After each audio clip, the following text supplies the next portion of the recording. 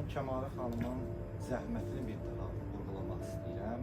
Bayaq qeyd etdilər ki, inadkar idi. O elə indi də inadkardır və inadkarlığı bir çox hallarda yaxşı nəticə verir.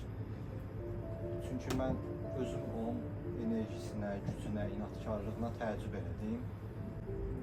Bir dəfə o Bakıya tez-tez gəlməyə başlamışdı. İkinci kitabını mən redaktör eləmişdim.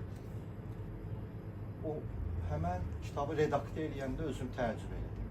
Hətta yanımızda mən Zaur Rəxşanov deyəsən ya kimi uşaqlar. O özü də belə qəribə baxdı ki, mən kompüterin qabağına da durdum, başladım gözüşməyə ki, mən indi bildim ki, necə bir təb var imiş bunda və fərqli. Çox maraqlı, istedadı var idi və onu yavaş tələbkardır. İndi bayaq qeyd elədi Hadisəyyar onu hər işə buraxdırmış.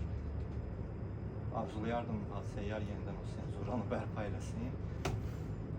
Uzun verilişlər bağlanırdı. Ben bağlattırdım da. Ben bağlattırdım. O tələbkarlığı o səviyyədədir Kəmalə xanım özünə ki, bəzən gəlir ki, bir dəfə olmayıb ki, o məsələn məclisdə oxuyub, rəy almadığı şeiri ki, o daha düzəlib, çıxıb nə əsər var, bunda heç kim tutmayacaq o verilişə baxanda. Kəmalə xanım deyib, yox, nə olsun ki, o oxucu hətta dinləyici bilməsə də Kəmalə xanımın özünə qarşı hörmətinə irəli gəlir ki, istəyir kamil məhsul çıxartsın.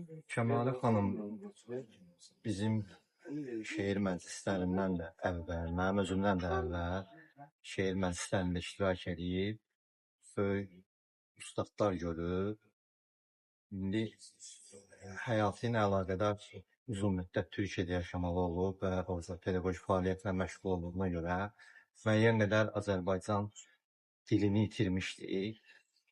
Bizim ustadımız mərhum Fahri Zonalı onu yenidən həvəsləndirdi.